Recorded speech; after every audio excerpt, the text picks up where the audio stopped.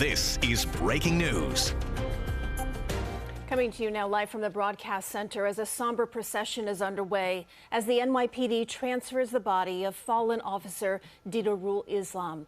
Good evening, I'm Christine Johnson. And I'm Jessica Moore. Islam was one of the 4 victims killed in Monday's shooting in Midtown Manhattan. According to police, he was working in the lobby of 345 Park Avenue when the gunman with a high-powered rifle opened fire.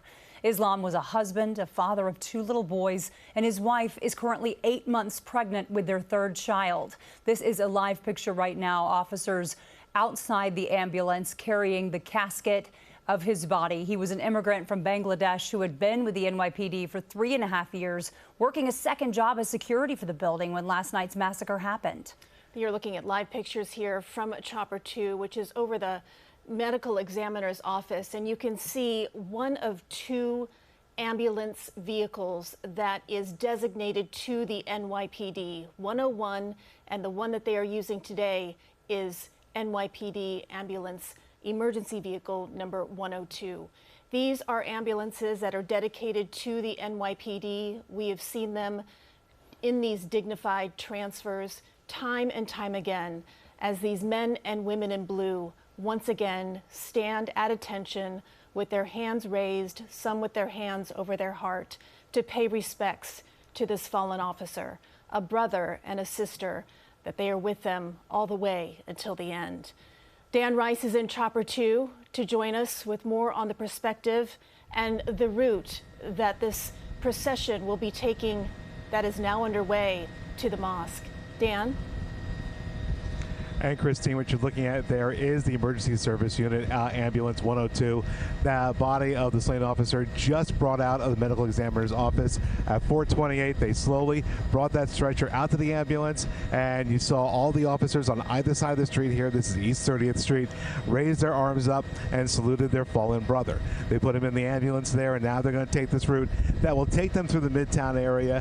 A lot of times what they'll do, because we're going up to the Bronx, is they'll go up through Midtown, they'll pick up the FDR Drive at some point, and once they're on the FDR Drive, they'll take the slow ride. The procession will follow its way up to probably the RFK Bridge, I would imagine, to go up to the Parkchester section of the Bronx, which means they use the Bruckner Expressway, and they'll probably go up something like White Plains Road to get to the mosque. Now, what's always special about this type of transfer is what you will see along the route are other members of service, firefighters, EMTs. They will line the route, and they will also pay their respects to the fallen officer. You will see fire trucks with their ladders extended. Many of them will have flags on them. You will see the NYPD helicopter every once in a while come into our frame as they will escort the officer up to the Bronx. You can see right there, you have the fire department there as they make the turn there onto First Avenue. Now, as you can imagine, it's very congested up here in the air, so it's going to take us a minute or 2 to keep up with the ambulance there, but they will see that all through the route there. It'll be a long procession, not only NYPD, but the family of the fallen officer will be in that procession as well. And again, there will be an escort to take that ambulance up to the Bronx. They'll have a motorcycle unit that will travel ahead of the ambulance. They will stop all traffic on the roadway to give them a smooth, easy procession or a path to get that procession up to the Bronx. But here, as we come back down here, as our pilot Christopher Marcel gets us into the First Avenue area, you can see how all these members of service have lined the roadway here as they are going to pay tribute to that fallen officer. And again, we'll do our best to follow it through the crowded streets of Manhattan. But that is about the route they'll take, though, Jessica and Christine, is probably FDR Drive up to the RFK Bridge, Bruckner Expressway, into the Parkchester area of the Bronx. It really is a moment in time, Dan, when the entire city pauses what they're doing, those police motorcycles, making sure that traffic does not disturb what is considered the highest honor for a public servant, given this dignified transfer. And as you've covered these before, Dan, but we see police officers and firefighters from all across the state sometimes coming to pay their respects, yes? Oh, absolutely. You will see New York State troopers. They may be on the route as well when they go over the Triborough Bridge and Tunnel Authority facilities, like the RFK Bridge. They have a police department. They, too, will be there in formation, and they will salute the officer as he makes his way up to the Bronx. As a matter of fact, what we were looking at there, 34th Street, we saw the ambulance make the right there, and they'll come under the FDR Drive. You can see that already. they have the FDR Drive blocked off.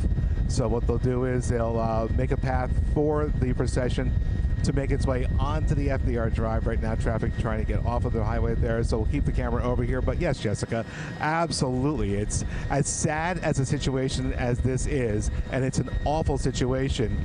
This is one of the most beautiful things you will ever see, is these brothers and sisters, these people who have taken on this role to protect the city.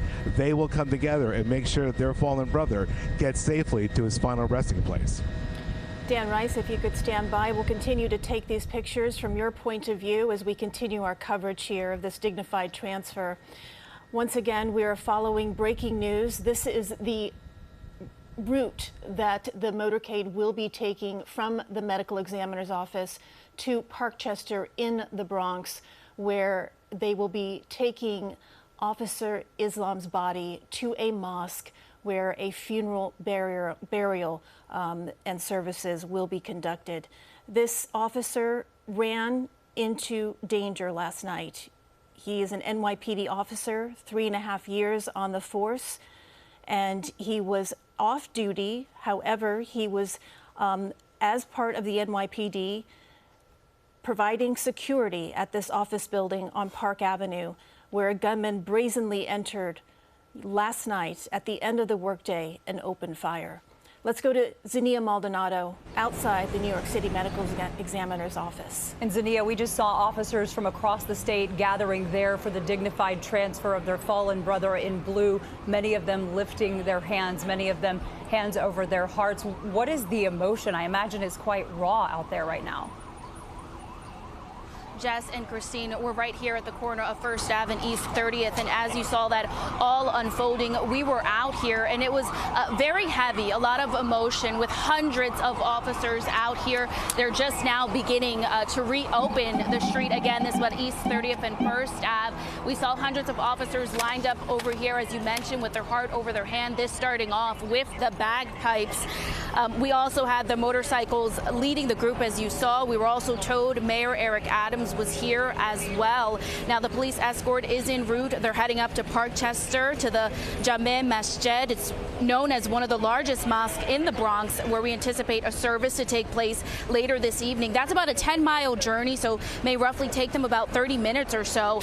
Now, a 36-year-old NYPD officer, Didarul Islam, who is being hailed a hero by the city, by those who gathered out here, was brought here to the chief medical examiner's office following his death yesterday during the Midtown shooting. Islam was 36 years old, a Bangladeshi immigrant who served in the NYPD's 47th precinct in the Bronx for 3.5 years. Of course, many members of that precinct were out here today for this procession and are joining the procession as they make their way up to the Bronx. Sadly, he leaves behind 2 young sons and his wife, who was pregnant with their 3rd child. According to the NYPD, Islam had been off duty but in uniform working security in the building when he was shot and killed. Now again, back out here, you can see that they're reopening the street, the procession moving rather quickly. Again, we were told that the mayor was out here as well as members of Islam's family. Once again, the procession is heading to the mosque up in Parkchester, where we are expecting his family will gather to lay him to rest. But for now, we are live from Kips Bay. Zania Maldonado, CBS News, New York. Zania, thank you. And our cameras will continue to follow the motorcade as it makes its way to the Bronx, and officers all across the state pay their respects. We will continue to have complete coverage on everything that we have learned today, coming up in just under 20 minutes. Jessica and I will see you at the top of the hour for CBS 2 News at 5 o'clock.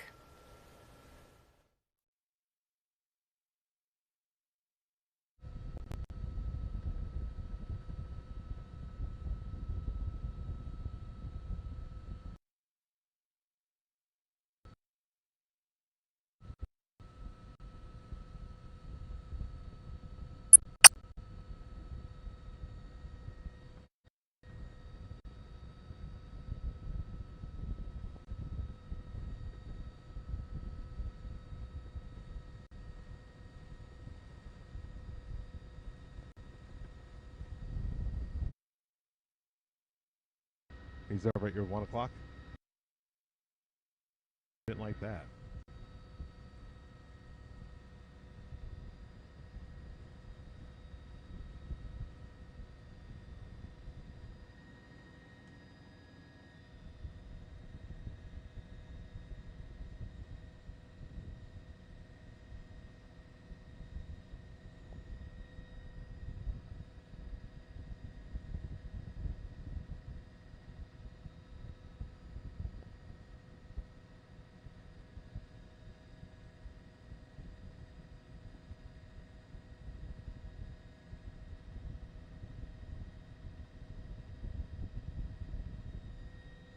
Okay, chopper to CBS desk. Okay, Wanda, I'm just trying to see who am I with right now? Am I with us or am I with Fox?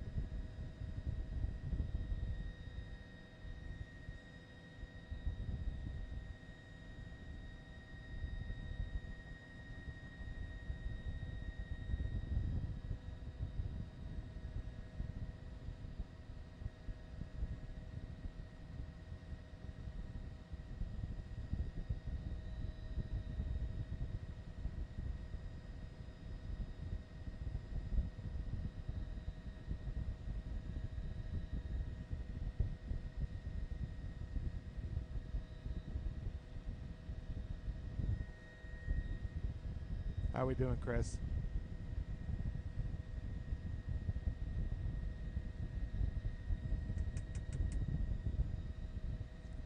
So how are we doing? Okay, how are we doing, LaGuardia? With LaGuardia, what are they gonna let us do? Okay. Well, I just know at some point they may stop us, and okay. Hello, was someone talking to Chopper? Hey, Katie.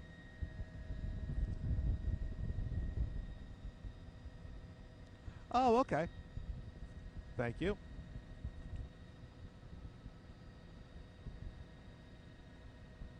And for those who are still following us on the live stream there, we say hello to you. You can see that we're watching the ambulance that is taking Officer Islam back up to the Bronx. You're looking at the FDR Drive.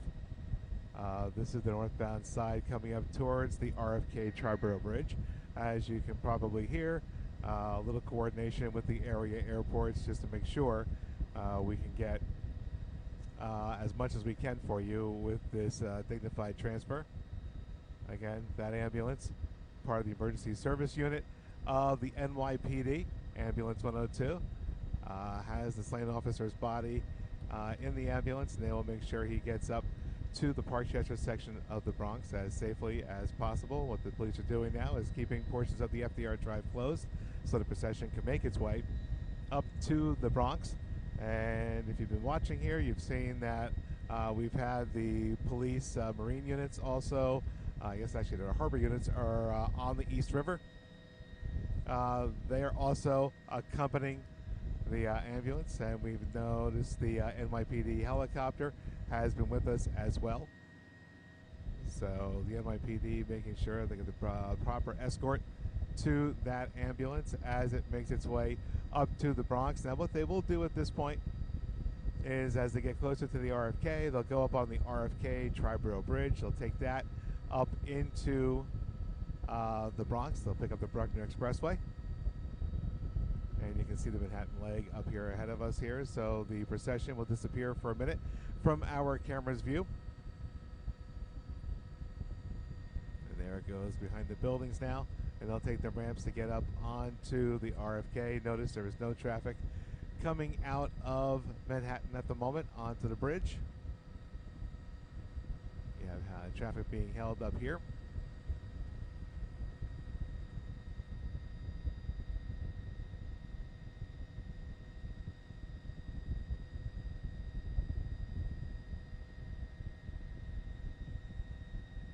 Takes a moment for them to get up around the ramps there.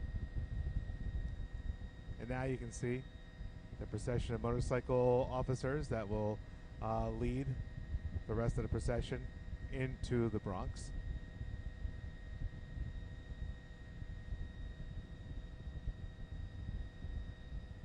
And there is the ambulance carrying Officer Islam across the bridge.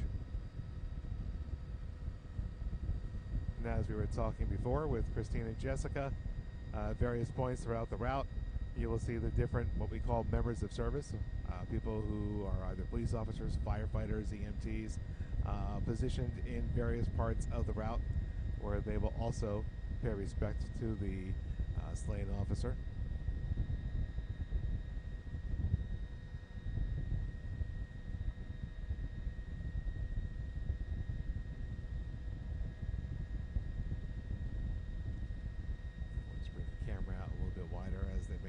Across the bridge here.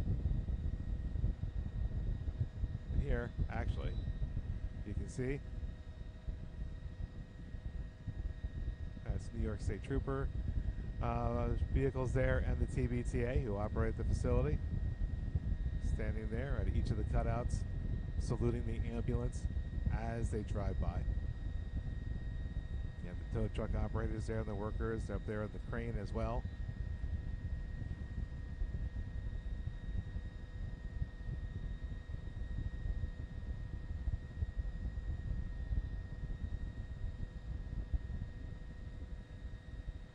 Again, traffic being held now on the Bronx leg as they prepare to make their way into the Bronx. Back to where the officer is being brought. Again, they'll be going up to the Parkchester section of the Bronx. There's that NYPD chopper we were talking about.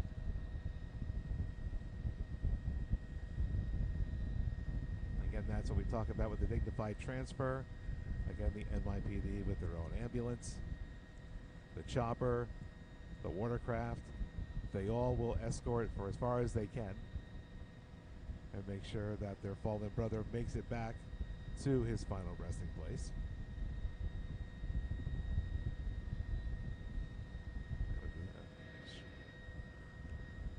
Maybe. And again, for our folks following us on live stream, you're going to hear me having some conversations every now and then, so to coordinate with our pilot once in a while. And his name is Christopher Marcel. And Christopher, just looking to see where LaGuardia is going to let us go. Oh, sounds like he's busy talking to LaGuardia, so we'll find out in a minute. And we'll try to follow this for as long as we can. And there you see the ambulance carrying Officer Islam through the turns there to get up onto the Bruckner Expressway. That's okay. Are we going to be able to go any further than this? No. Okay.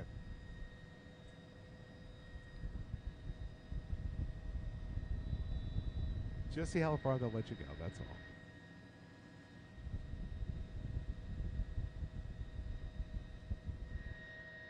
If we could stay here. Okay. Okay, folks, like I said, we're just talking to the pilot there. So now the coordination with LaGuardia Airport. A little behind-the-scenes look here. What's going on is that LaGuardia Airport's arrivals go very close to the route that the procession is taking. So we're just trying to figure out how close we can stay to the procession. In the meantime, though, you see it going up the Bruckner Expressway.